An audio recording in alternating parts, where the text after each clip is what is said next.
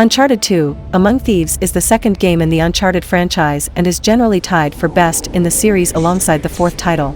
This game is everything a sequel should be, as it has taken everything good from the first game and for the most part vastly improved on it, and even proved it by winning multiple Game of the Year awards in its year of release. The story of this game follows a similar formula to all of the first trilogy of the Uncharted games, which basically is as follows. Nate and co want to find a treasure. Bad guys want the same treasure, but for more sinister reasons. Both sides fight throughout the game, maybe with some infighting amongst the team of protagonists. Protagonists realize that the treasure has some sinister purpose, and that's why the bad guys want it. We experience a little of what the treasure is capable of. Boss battle, the treasure is lost and ending. Or, in other words, it's a little cliche, and I think the team over at Naughty Dog realized this and embraced it, as the game kind of feels a bit like a playable movie, with a betrayal, a warlord-like villain, a love triangle, and many set pieces, feeling like something you'd see in a Fast and Furious movie. A lot of this could be seen as flaws, but in all honesty, the game doubles down on this over-the-top style, and it honestly works for them. The story is much better this time around, with a ruthless villain who you really enjoy the thought of beating by the end, who also surprisingly brings about some deep ideologies, which were more than I expected from him.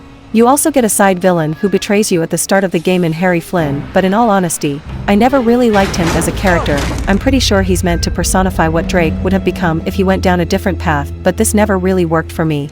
One of the main pulls in terms of story and characters is the introduction of Chloe Fraser, who made such an impact in this game that she would later get her own spin-off title in Uncharted, The Lost Legacy.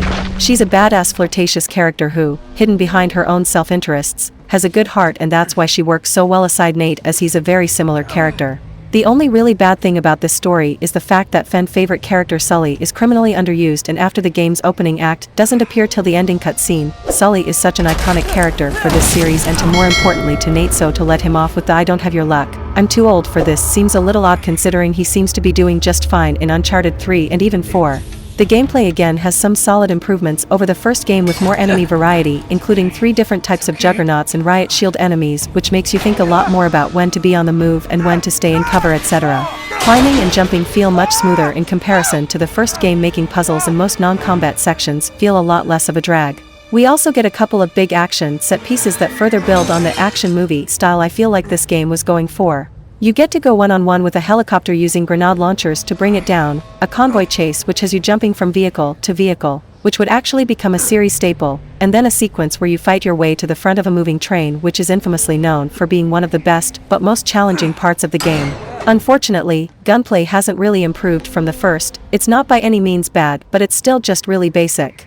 Aside from a small selection, all the guns are either the same or reskin of weapons from the first game. I suppose the excuse here would be that they were focusing more on the story and other gameplay sections, which as previously said are great, but since you do end up in situations where you are shooting at bad guys for half the game, I have to say the lack of improvement is disappointing. The same can be said for the introduction of stealth mechanics, as in most sections you can start off being stealthy, but the game is scripted for you to be seen, so I never really used these mechanics, as you can't get the satisfaction of beating an entire wave of enemies without being seen. If the game pushed this style more, I'd feel less bad about the gunplay not being improved, as there would be less emphasis on it, but there is not, and I am left underwhelmed. Uncharted 2, Among Thieves is known for being one of, if not the best, in the series, and in all honesty I just can't see it.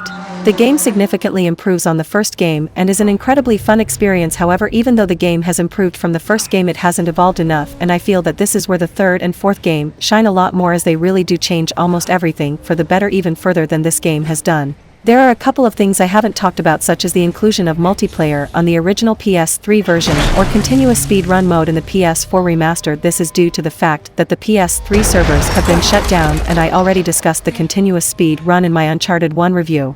Overall, Uncharted 2 is a brilliant game, but it truly is not the best. 4 stars out of 5. Reviewed by Kane Oaks.